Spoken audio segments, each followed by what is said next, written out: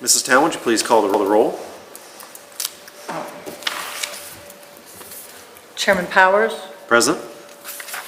Mayor Snyder, Mrs. Sickinger, Present. Mr. Hockney, Present. Mr. Sewer. Present. Moving on to our first agenda item, approval of minutes. Are there any requests for amendment to the minutes? Hearing none, I'll accept a motion for approval of minutes. I'll second. Who made the motion? Bernie made the motion. I'll second. Thank you.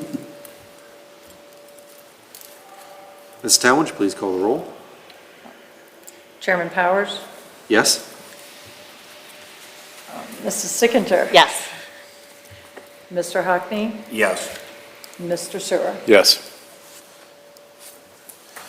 Moving on to item B, old business, the ongoing zoning ordinance amendment review, discussion of second consolidated draft zoning ordinance amendment.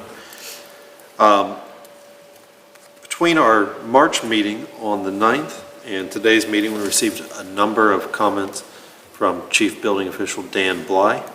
My recommendation to the council is that we postpone, or commission, pardon me, that we postpone further discussion on this until I have an opportunity to hold a meeting with Mr. Skelly, Mr. Bly, and Mark Reeves to discuss those, make recommendations for any changes based on Dan Bly's comments. Any discussion on that? Is that the path we'd like to proceed down? Sounds good. Yeah. Yes, I think.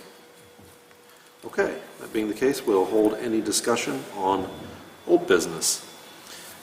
Moving on to new business, draft edit to section 1151.41 of the zoning ordinance regarding the corner lot policy. Been prepared for consideration as part of the above noted zoning ordinance amendment. I'd like to offer an opportunity for any comment on that, and I can incorporate that into my discussion with Chief Building Official Dan Bly, Mark Reeves, and Mike Skelly. Anybody have any comments they would like me to pass along? It is a question. This is different and not part of the ongoing zoning ordinance amendment. Is that correct? That's correct. This is something that Mr. Skelly prepared as hoping that it could kind of Okay. No, Get tackled that's what I with thought. And in looking at it and comparing to what we have now, obviously he believes that the June 2013 date is important to insert. He does. My recollection is that that is a date that is referenced in another portion of the code, so it's a clarification here. But I will. But it's referenced by saying as the date of the code, Yes. and I think the date is real important. Then the other thing that and maybe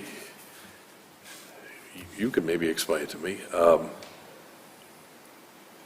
If you notice, the way it's worded, and he didn't create this. This was actually in the old. It says when a lot. It looks like it's confusing. They're saying one is a new build. I get that, and then the other statement is, and when there's an existing building there. And I said, wait a minute. Is that really what? And I've read this thing 100 times during the course of building and zoning. So it says, a new building contain uses listed and may be constructed on an existing corner lot occupied by a commercial building. So we used this section, if anybody in here remembers, it was an old grocery store converted to a item 6, a studio, which I thought was very appropriate, but it wasn't a new build. So I want to make sure that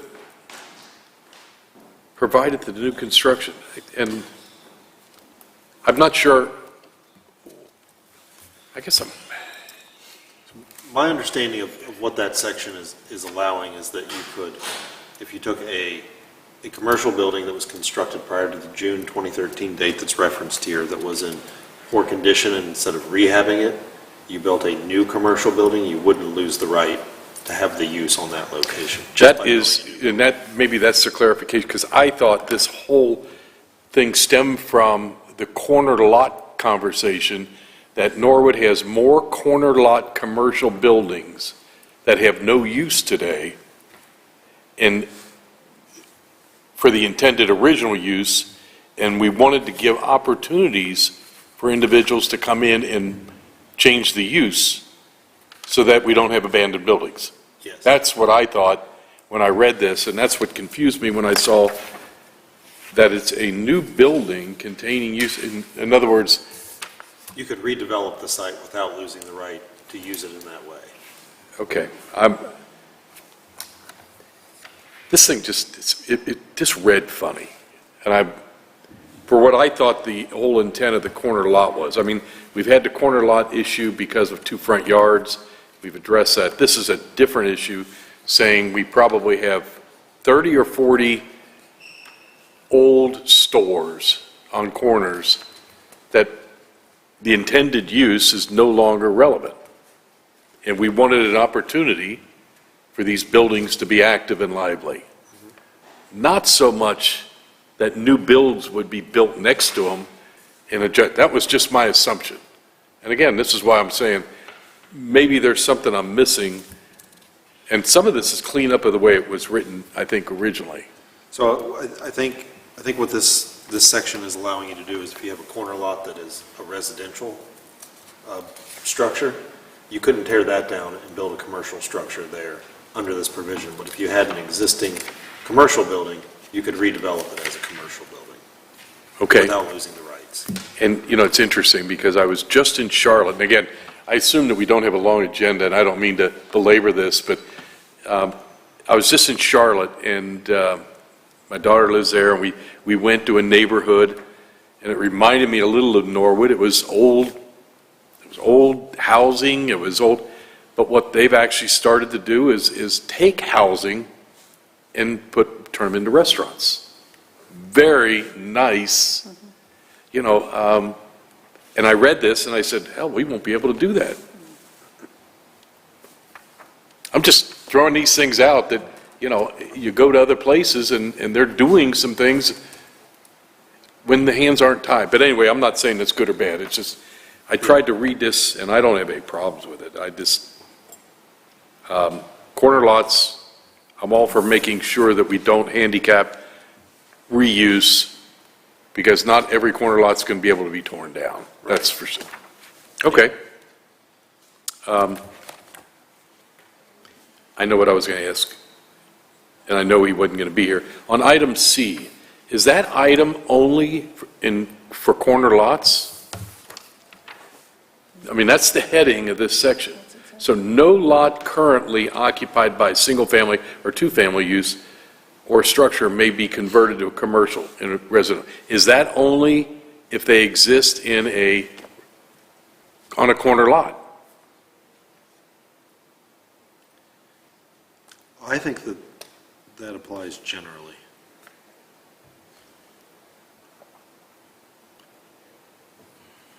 It's under a different heading. A is the big heading. Yeah, to allow you to flip a residential use to another use, I think would be outside the zoning law generally. And so I think that is a general rule, whether it's on the corner or not. Okay.